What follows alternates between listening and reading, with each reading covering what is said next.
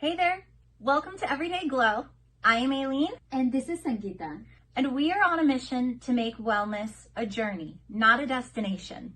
As a coach, I have had the privilege of helping my clients through where they are and where they want to be. As a working mom, I found my glow by researching the facts and myths of the wellness industry and making solutions applicable to real, busy family life. Together, we are going to make wellness totally doable and sparkle. So turn up the volume, tune out the negativity, and let's glow.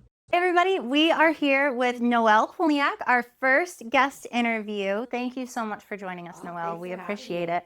She is going to talk to us about her own wellness journey, her profession as a women's health nurse practitioner, her focus on fitness coaching. She's such a wealth of knowledge, and we're really excited to bring it to you guys. You know, I have tried a lot of energy drinks and pre-workouts over the years, but so many of them have left me feeling jittery before my workout even starts, crashing halfway through, and I find all these filler ingredients that I don't even recognize, let alone am able to pronounce them. But that's why I'm excited to share W with you today.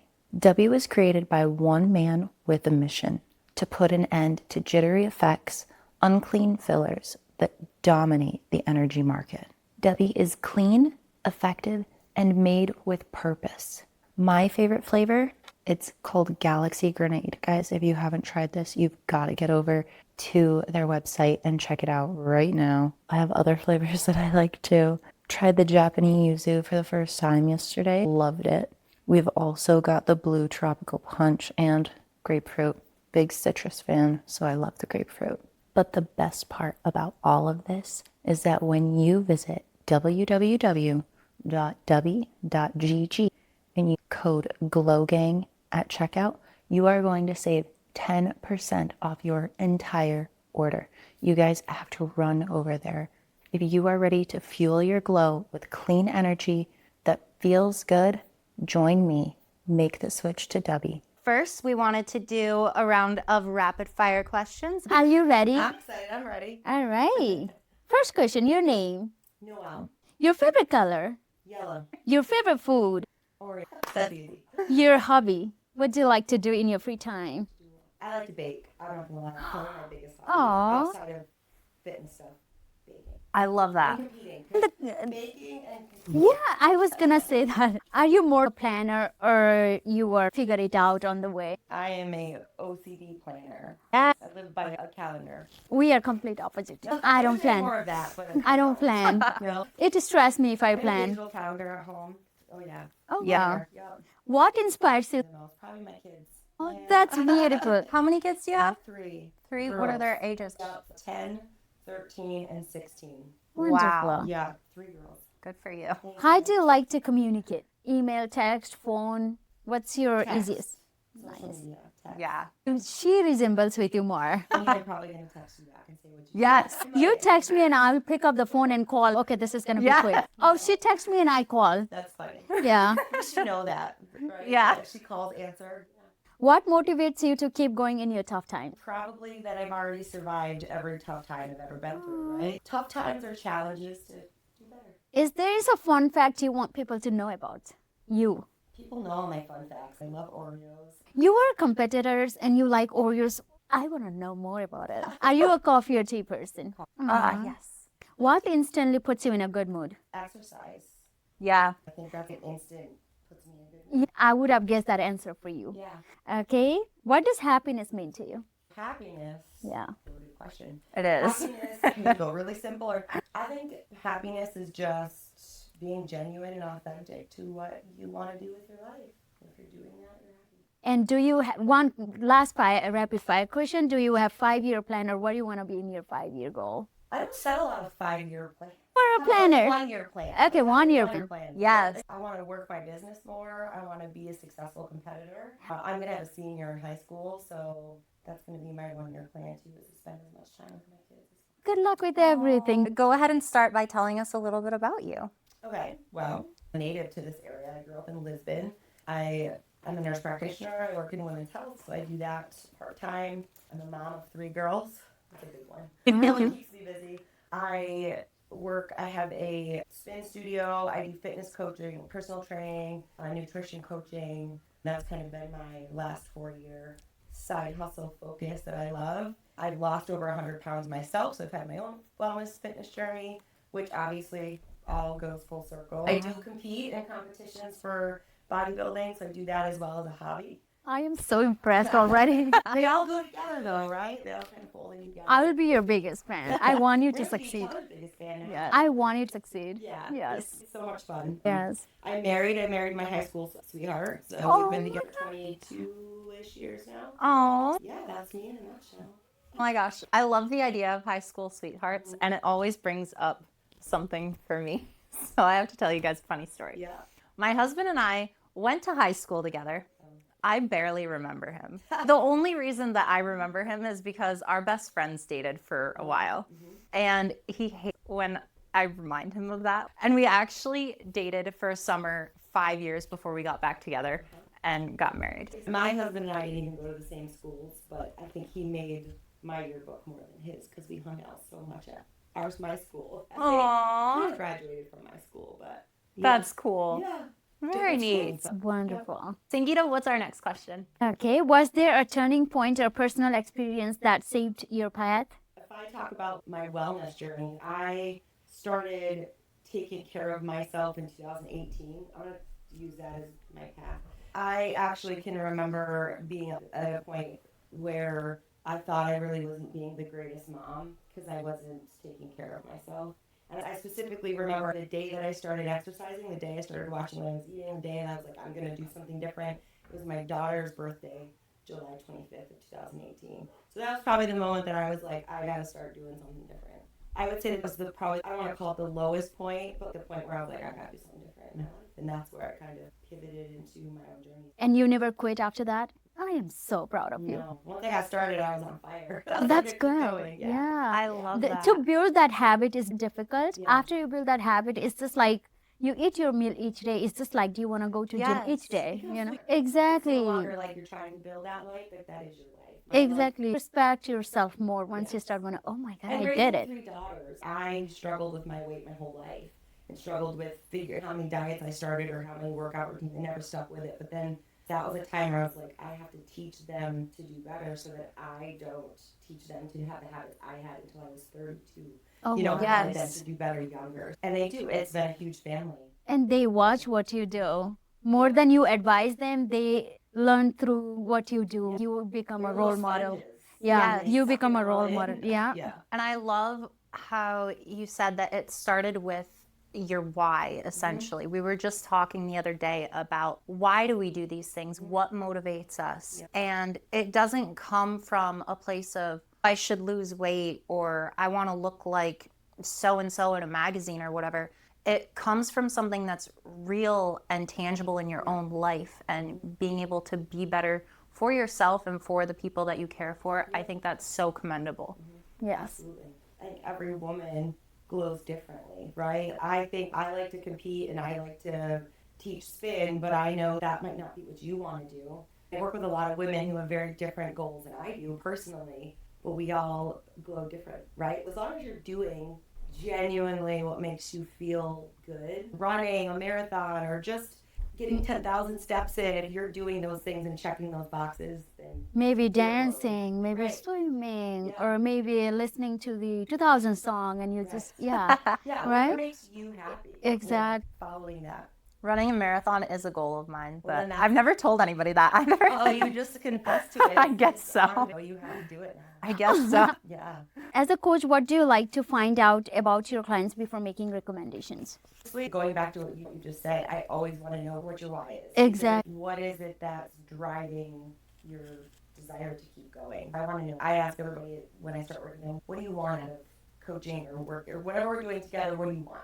Because we need to dig deep in that. And also, if you don't know, if somebody doesn't know what it is, they're not going to stick to their plan. Yeah, You that's have to true. know They will it's not always quit. easy. When you were talking to your client, you will know automatically how serious is that Mhm. person is. Because when I talk to some people, some moms, and they say, I don't know, I just need to lose. Yeah. This person said this. Why do you want to lose? And they don't have answers. And It has to be deeper than I just want to lose weight, right? Like, if you exactly. say, I want to be able to run with my kids, and times get hard, it's easier to say, well, I don't care if I lose weight. But if you say to yourself, I don't care if I can't run with my kids, that will motivate you to keep going. Exactly. Yeah, I encourage all my people to write their why in their phone, have it ready. So if you're struggling, She just said that the other if you're day. struggling, I keep it in my phone, and it's going to change. Your Exactly. mind is going to shift, but keep it in your face, and when you're struggling, read it.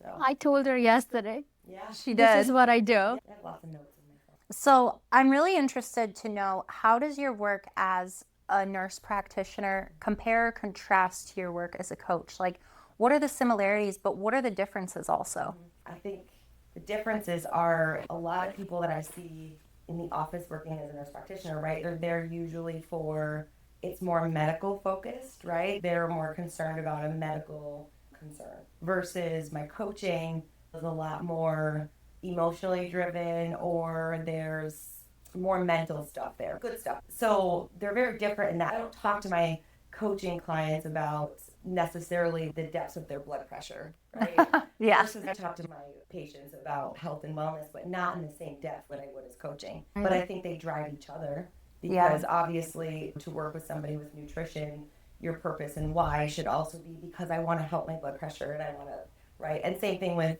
medicine. I think as providers, we owe a duty to teach our patients about nutrition and exercise, and make that as should be part of every conversation we have at a wellness visit. In my opinion. Yes. They definitely tie in together. And I think most of my patients and all of my coaching clients, they just want to be healthy, right? So that all ties together. Absolutely. Yeah. How do you fuel your body and mind? Nutrition, workout. Fuel it. All of those things, right? I think the biggest thing is having routine. That's the best way for me to keep my mind, my body, everything. I'm very routine. So I get up at the same time. I exercise at the same time. Yes, you have to pivot. We're going to Florida next week. It's not going to be the same. But routine is important. One thing I've worked on a lot this last year is boundaries.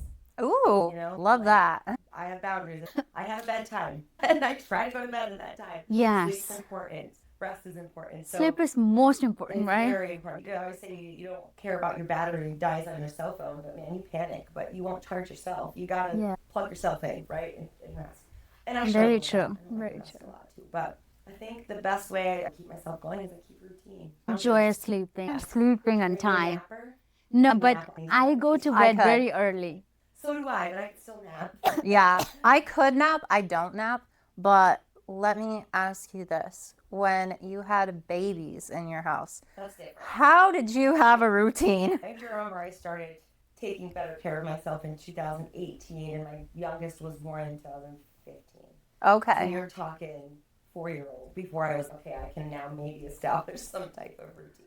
I Yeah. work with a lot of moms of new babies that they do. I don't know It's a how. little messy, but they have somewhat of a routine, right? Yeah. But it's hard. It's a shift. After having my second baby, little one never slept in the night. Every 30 minutes or 45 minutes, he used to get up. Yeah. When he was around 7 or 8 weeks old, I started my fitness again to get back into the track and to feel good, right? But I was sitting clean. I was going to gym 5 days a week, and still I wasn't making much progress. I was feeling better a little bit, but you know why that happened? Due to lack of sleep. I wasn't getting enough sleep. So if the sleep, nutrition, and workout don't match, you lack in one of those parts. So you don't see much progress. So since then, I realized for whole 2 years, he didn't sleep well. And I barely made any progress. I could see and I could feel it. But now his schedule changed. He slept throughout the night. Boom, everything changed. I'm in a better mood. I'm good, mental clarity, and I'm in a happy person. Right. Yeah. And I think too, it's what you do when you have a newborn and or a young toddler versus what you do with teenage kids. We cannot compare those two things. Right. Right. So if you have a new baby at home and you're not sleeping as much, you're not going to work out 6 days a week and meal prep for 3 hours. It's just not feasible at all. Yeah. That has what you do get done and has to be celebrated as enough in that moment of your life. I realized that sleep is so important after I had second one. Yeah. Yeah, I love sleeping. I know like, you appreciate sleep, right? Yes. My kids, I'm like, don't you ever want to take a nap? And they're like, no. I'm like, what's wrong with you? Yes. They don't appreciate a good nap. So maybe that's your answer for this next question, but what do you wish more people understood about their bodies? Well, I'll change it up on you. Yes, they need to sleep. But I think people underestimate their capability of what their body's capable of. Like, Yes. And if you constantly think, I get this all the time with spin. I'll get people say, I can't come to your spin class. That's too hard. I can't do that. And then they show up and they're like, wow, I'm okay. I did it. I think they just don't understand how capable they are, how strong they are. That's awesome. So when I was in high school, I tried to play sports. I was bad at everything but basketball and softball. But I tried to play soccer, and we had a coach that told us your mind quits before your body does. And that's something that has always stuck with me. When I feel like I want to quit, just remember my mind quits before my body does. And just keep pushing through. Yeah.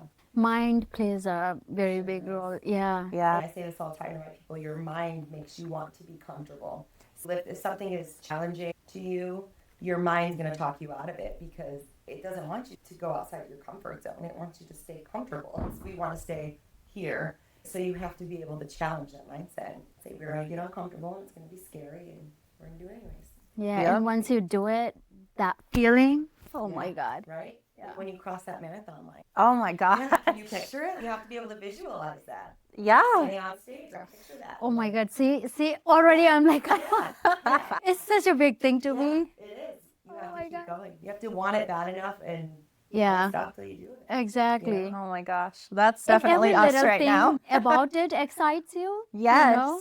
Every summer I tell myself, okay, I'm going to jog, I'm going to run. And actually, after having my baby is the most dedicated I've ever been and the most successful I've ever been. I was starting to run for a certain amount of time every day. And then I got to the point where I would do intervals, but trying to go faster during my intervals. And then I went back to work and everything fell apart, honestly. But figuring out my routine. Right? Yeah. You're constantly getting fit. Can I tell you a little story? I've never been a runner ever in my entire life. And I used to always joke, if you saw me running, you better run too, because I'm not running for fun. I'm running if something is coming, so run.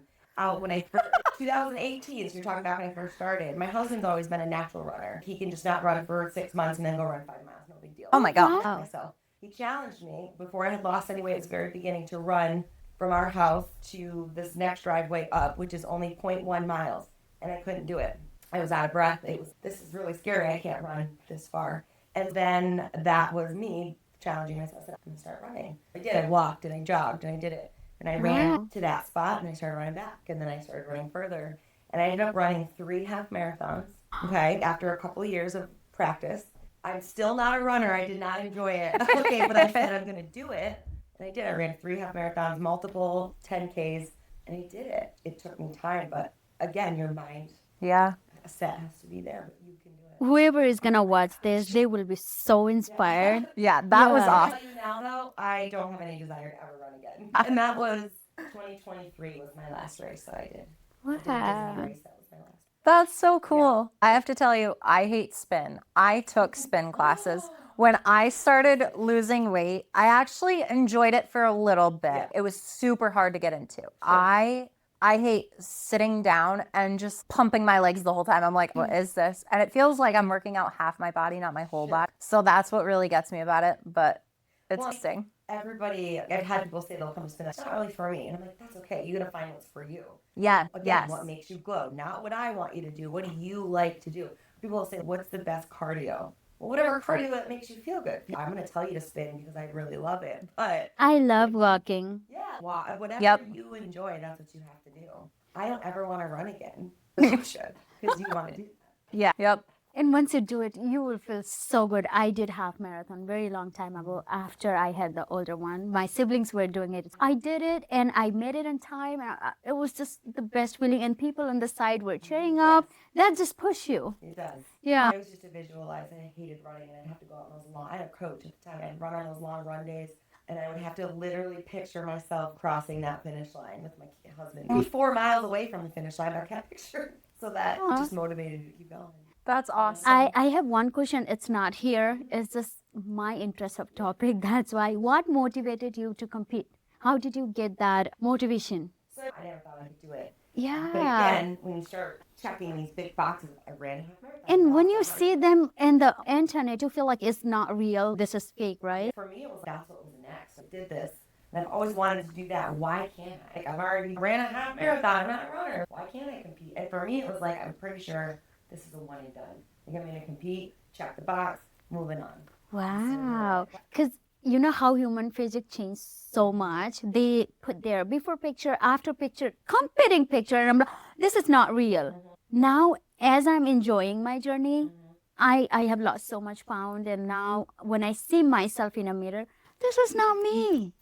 Oh my Well, God. and your mind doesn't catch up either. Yeah. Your body's always ahead of your brain. Exactly. Like even my weight loss clients, they'll lose like 80 pounds and they still see themselves back. And I'm like, Yes. we got to catch you up because you're not there anymore. Yeah. You're in that mindset of like 80 pounds ago. So proud of you. I want to touch on a couple things that you said. So I am not like you guys. I have zero interest to be a competitor. But something that you said about it, where you were like, it's just what's next.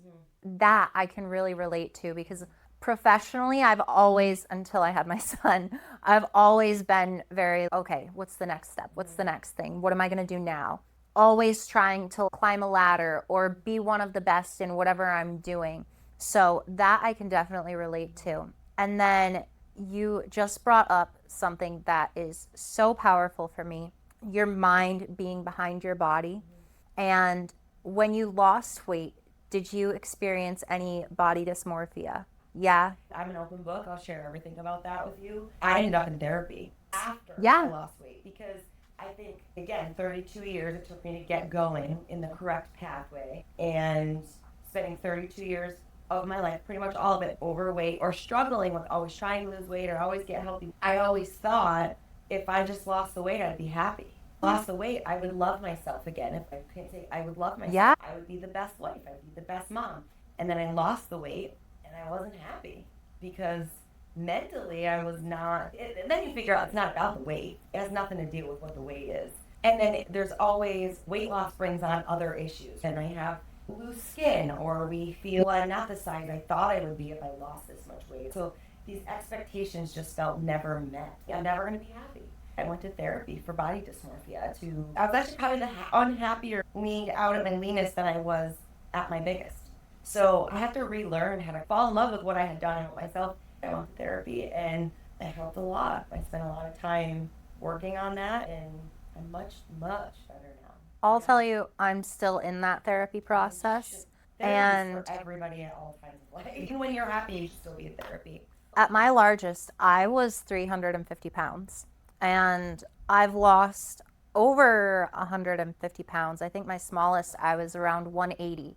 And when I was that small, I was not healthy. I had some stuff going on in my life. I was not eating. It was awful. But what I noticed when I lost weight was when I got to the point that I could see my collarbone, I was so disgusted with myself. I couldn't look at myself in the mirror. I didn't recognize myself. And that's something that very few people in my life know about. And I still struggle with it sometimes. And actually, creating this podcast made me go through and look on Instagram, because before this, I never used Instagram. I had it, but didn't use it. Yeah. And I realized that I had a bunch of old Instagram accounts from when I was in college, and I had a lot of old pictures on there. And my face is so different. And I noticed that my smile is different too. I used to be afraid to smile so big and candidly, and I'm not now. Right. And I feel like that for me is how I know I've made the right choices. I'm on the right path. Well, But even the competitor, and you get down to extremely lean, not Yeah. healthy, maintainable places. yeah, And it's okay to go there. You're working with a coach, you're getting your labs checked, you're good, but it's not maintainable. So for someone who's always been overweight, to get down to extremely shredded and lean space, but then you can't stay there, it's not maintainable. Yeah. That was hard to come out of too, and a lot of competitors struggle to come. The- The reverse is harder because you start to think I'm going backwards. You have to put weight Yeah. on. Then you're like, oh, you're never going back there. But feelings resurface. Yep. So again, being stage lean or leaner and then kind of having it come out, same thing. Can you also tell our audience how does losing weight affect the hormones and mood swings? When I was in a process of losing weight, I did feel that I was constantly craving, I was constantly upset because I was in a strict diet. And again, I went back and looked at my chart and I wasn't eating enough protein. Sure. And it was ruining my mood. Then once I started making more time for prepping for my food and less workout, more nutrition, it made me feel so much better. A lot of people still say that they go to the gym 6 times, 7 times a week, but then what they're eating, they don't focus. Can you want to tell a little bit more? Yeah, and there's multiple little avenues we could take on that because hormonally, when people start, if they're doing it the right way and resting and exercising and still eating adequate amounts of fats, proteins, and carbs, all those things, their hormones actually, they improve, right? I work as a provider, all of a sudden my PCOS patients are, wow, my cycle is normal and I'm happy. Yes. Because your hormones are happier because we're losing body fat, we're fueling well, we're sleeping. On the flip side of that, and you can go to the extreme, you're talking about even if Some people are scared just by hearing the word healthy fat. They don't think the healthy fats exist. Right. They're scared of to eat carb and exactly how do you live when you don't eat the carb? Carbs are fuel. They fuel your workouts. They fuel your brain. Carb is everything, guys. I've been on keto type diets, and I can't think straight. I'm foggy. I don't have carbs to fuel my brain. And I think we've been brought up to think low fat, 1,200 calories for everybody. Carbs are bad for you, and you have to cardio as much as you can. Cardio, Right. Yeah, can you tell audience it's not for everybody? I want people to know the real us. The other thing is I get clients I work with who come to me, they're like, I've been eating 1,200 calories and I can't lose weight and I'm doing 600 minutes cardio, and I'm like, well, realistically, yes, you'll lose weight eating 1,200 calories, but you're not because you're so restricted. Exactly. 5 days a week that then you're like, oh my God, I can't do this, and then they eat way over. Exactly. You know, and A whole pack of Oreos. right. Been there, done that. And peanut butter, just dip it right in there. Sure. But if you can teach somebody to eat like 2 Oreos every day and make it part of their plan, they're more or less likely to binge a pack of Oreos. I eat 2 squares of dark chocolate every day. And you look forward to it. Yeah, and I just feel so good. Yeah. 2 squares every day right before the bed. Yeah. I feel good. Balance, Yeah, I feel good. And No food is wrong. No food is bad. It's just how you portion it, how you eat it. You have to know how to balance it, right? I try to teach my nutrition clients nothing is bad, nothing is good or bad. There are things that have more nutrient density, more dense Yes. to them that we should fill most of our plates up with. But cupcakes with your kids on their birthday is not bad. Right. Now, if you eat cupcakes 3 times a day, we might be talking something different. But actually, when I went through therapy for Evans and body dysmorphia, the girl that I worked with actually had said to me, I want you to eat 2 Oreos every day. Just make it every day. I don't care if you've had a bad day, good day, 2 Oreos. And I did. And I was like, I'm okay. I made it work in my plan, and I ate 2 Oreos. And I looked forward to those every day. So that was me training my brain to stop looking at food as bad. No food is bad. Right. It's just how we balance it. Right. Yeah. You know what? It's very interesting that you bring that up because before I had my son, we knew that we wanted to try for children. So I stopped drinking alcohol ahead of time. And I never drank a lot to begin with, but I haven't had alcohol since. And he's going to be 6 months later this month. But I still, when I have a hard day, there are times that I'm like, I just want a glass of wine at the end of the day. And I don't do it, but I do give in to, well, I can't have wine, so let me have sugar. And I just need to transfer it. Yeah. And I haven't drank in almost 3 years. I have clients who have made alcohol work as part of their, as we moderated. And I don't drink because I liked to drink a lot. And I needed it to get through a day. Before I had lost weight, I used it as a numbing agent. It made me feel good. I felt more confident. I did that for a long time. So when I competed, I gave it up because I couldn't have it for a little while. And then I realized how bad my relationship with it was Yes. once I didn't have it anymore. Yep. I was using this as a crutch for a lot of things. Yeah. And when you give up alcohol, you realize how much it's socially Yes. accepted or or how uncomfortable you not drinking makes people feel. But it's okay to challenge people's comfort levels too. Yeah. I'll say, I'm not drinking, but I'm not judging you for drinking, so it's okay. Like, you don't want one? No, I'm doing it. And people question you, how do you enjoy, right? Yeah, I'm a good time without it. I love a good mocktail. I love a virgin margarita or a pina colada. Those will always be my go-to. Absolutely. But it's just juice and a slushie. Good. Yeah. What is a good meal or snack or drink that helps you stay on track? Is it that fitting that Oreos in your day, or do you have more of those nutrient-dense options that are your go-to that help you stay on track? For me, I love sweets, and I try to limit my sweets, right? But I love to take meals that I normally would consider not so nutrient dense and making them better. An alternative. Preach. I love a cheeseburger. Like, I love a burger. And I can turn a cheeseburger and some homemade sweet potato fries into, like, to the point where sometimes when we go out to dinner, I'm like, Yes. and have it be actually a little bit more nutrient dense. So I like to take meals and flip them. Like, how can I make this pasta dish and just make it better? And I do that a lot. Oh my gosh. We'll have to talk more about that Yeah. because I love to do that. Usually it's cheeseburgers. How can I make a bacon cheeseburger and have it be Yes. hit the spot? Yeah. The other day when you asked me what my favorite food was, I should have said burgers because everyone in my family knows burgers are my favorite. If I'm gonna have you can go out to dinner and have a good old treat. I call them a cheat meal. It's a treat meal. Yes. When I have a treat meal, it's gonna be a cheeseburger. Usually. That is awesome. Yeah. What is one question you would like to ask one or both of us? I think I know this answer. I think you guys, I know what your mission is here, but what do you want to do with this podcast? How do you see it impacting this area? What is your goal? I feel like we have a joint answer, but I also feel like we have our own individual missions with it. So Because I think it's amazing. thank It's you. awesome. I think you guys are going to do well. Thank you. My real motivation behind it was I love holistic health. I love that approach, whether it's mental, physical, social, whatever it may be, or just using your own self to create your health, right? And I feel like that's not talked about enough.